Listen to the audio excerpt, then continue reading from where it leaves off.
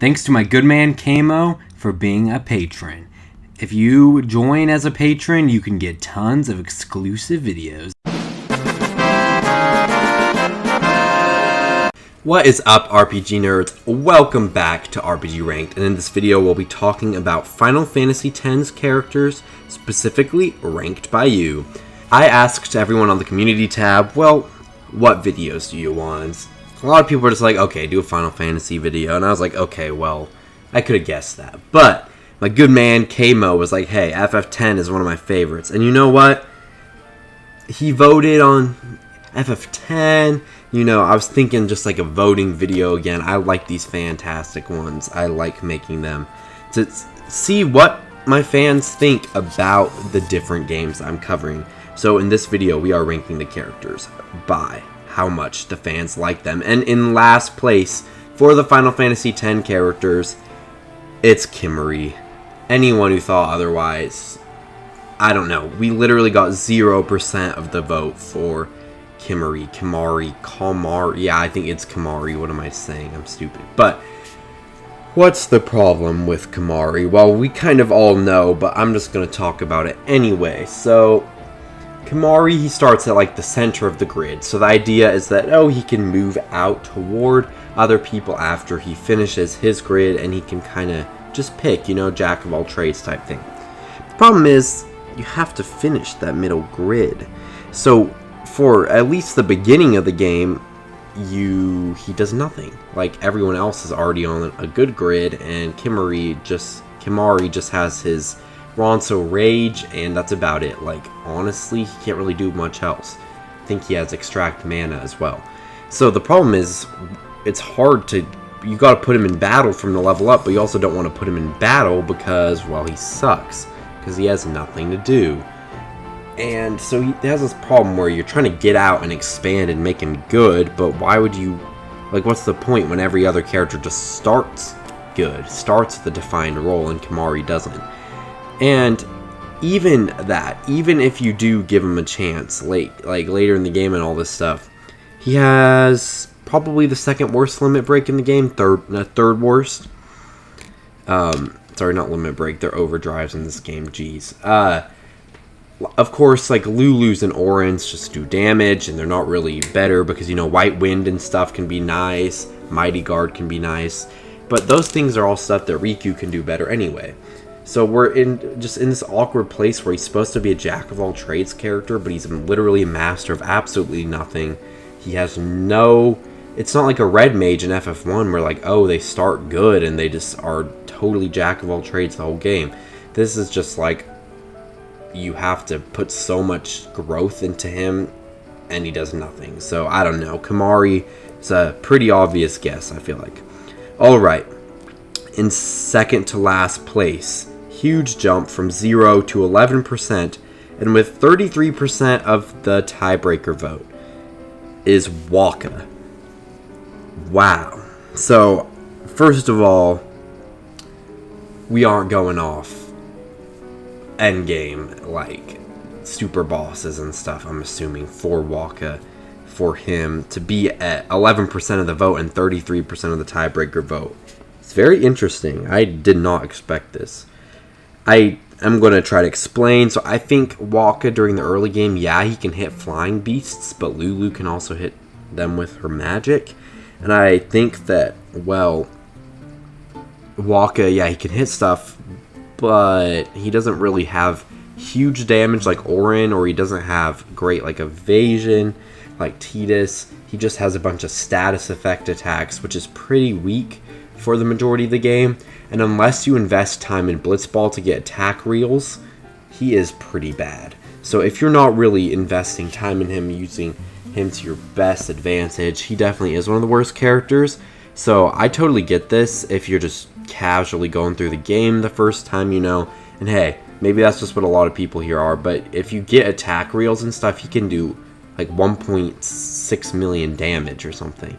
So it's kind of interesting to see Wakka low on this list, but a casual playthrough through this game, I totally get it, because Wakka can just, like, Lulu can do his stuff better, you know. Alright. Next is Tidus, who also has 11% of the vote, but 67% of the tiebreaker. Kind of the same deal here. He doesn't do a ton of damage like Auron or anything. And he doesn't hit flying enemies, but instead he hits like the fast ground enemies. So I think that, Tidus isn't bad. I mean, he gets like haste, all that stuff. But until late in the game when you get like quick attack, he isn't going to be as good as Auron or anything like that. And unlike Wakka, I can't really make too much of an argument for Tidus being way higher. Because, I mean, Blitz Ace is good, but it's not like a great... I would say Tidus, I would move him above Lulu, but otherwise I can't really... I'll move him above a couple more characters. Move him a bit higher on this list, 4th place, that's where I put him. But he still isn't, like, there's not a big difference here. Like, honestly, Tidus is just solid. He's your main character. Like, you're going to have him most of the game. You're going to probably have him in your party a lot. And his time manipulation magic is pretty nice, but really, he doesn't have too much here. Alright, in 4th place is a Lulu with 15% of the vote. And Lulu is a must-have if you're just playing a casual playthrough of the game, because her black magic is the most powerful thing. And her overdrive, while bad, is not bad early in the game. So really, Lulu is just a really, really good damage dealer that can pretty much be the best damage dealer until like closing hours of the game where Auron will surpass her. And truly, Lulu is very broken for just a regular play of the game. Because, like, for example, I'll put it in the end screen, but my ranking of these characters is based on endgame, based on how well they fare in, like, how well, like, their cap can be, like, how powerful they can be as a whole. But this is definitely, this vote ranking definitely seems more like, okay, I'm just casually playing through the game, So I totally get that here. So Lulu does a lot of damage throughout the game, and I mean, she doesn't do much else, but she does so much damage that, yeah, she definitely deserves to be in 4th place. Alright, in 3rd place is Rikku with 20% of the vote. This is where you see the mega grindy people come in, because Rikku is easily the best character in the game if you're talking either her or Wakka is best character in the game once you get them to their peak performance, because Rikku is absolute garbage early in the game. Like, all she can do is steal, kill the Machina enemies, and basically otherwise she does no damage, she's no magic, and she can throw grenades and stuff, but you don't really want to grind those out. So really, Riku's by far the worst throughout the main story. I was able to get her doing some decent stuff later in the game once I got a ton of agility and I put her into Lulu's grid, so I was doing decent damage and acting like twice as fast as like Lulu. So that made her really good near the end of the game. But really, she didn't have that much going for her. But once you get a lot of mixing items, she easily becomes the best character in the game. She can make every character in your party do 9,999 damage, 99,999 damage. She can give you a really broken Mighty Guard that's like 8 times better than the normal Mighty Guard. Like, Rikku can literally do anything with her mix. You just have to have the ability to do it, and that makes it hard because especially earlier in the game, you have absolutely like nothing to mix that is actually worth using. So really, Rikku is a great character, but I get why she's only in 3rd, especially for a lot of people who seem to be voting for more casual play of Final Fantasy X. Alright, in 2nd place on this list with 22% of the vote and 21% of the tiebreaker vote is Auron. Auron is the best damage dealer outside of... Well, so he doesn't do as much damage as Lulu, but you don't have to use MP, he has tons of health, and he almost does as much damage, and he just breaks all defenses with his piercing attacks. So really, Auron just dishes out so much physical damage. He's slow, just like Lulu, he's slow, but he does a lot of damage, and he's definitely a top 3 pick for just a casual run in the game. I would say Lulu, Auron, and the final character on this list, which you probably have guessed by now, but are all like top 3 picks for casual play of the game. No crazy crap in the monster arena and stuff. So I would totally get Auron being here. He does the most damage, and yeah, that's really what he does. He just dishes out huge damage. Alright, in 1st place on this list, which is pretty fair, is Yuna with 22% of the vote and 79% of the tiebreaker vote. Yuna can summon, and no one else can do that. So really, Yuna outside, if you got rid of Overdrives in this game, Yuna would easily be the definitive best character. Because, well, she can summon, and no other character can summon, but every other character can go around the sphere grid and stuff. And summons can be, they can carry the entire game, honestly, throughout the whole game, do tons of damage, and absorb tons of damage.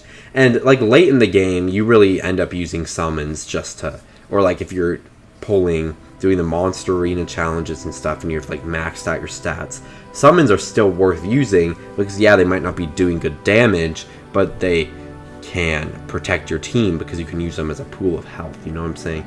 So Yuna is always a great character no matter what, and I think that Yuna does balance out between she's good if you're just casually playing or if you're like doing the crazy stuff, because really there's never a point where Yuna is outclassed by anyone because she can do things that no one else can do. And while Rikku is terrible throughout the game, Yuna isn't, because she's your main healer. Like, you always need Yuna throughout the main game. So while I wouldn't say I put her in first, because really I was talking about like the max cap for each character, truly it's pretty blatantly obvious here that the best character in the game is Yuna, if you're just going off these votes and if you're just going off how good she is in a casual playthrough of the game.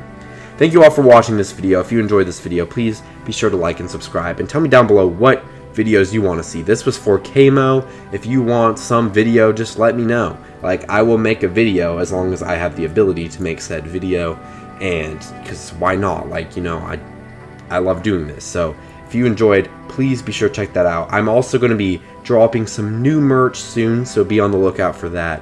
And I will be dropping a new logo soon, so that will be awesome. I'm just trying to really refine my channel, especially now that I'm at 1,000 subscribers, and I really should be doing a good job of making this channel as quality as possible. Thank you all for watching this video, and have a fantastic day. Peace out, RPG nerds.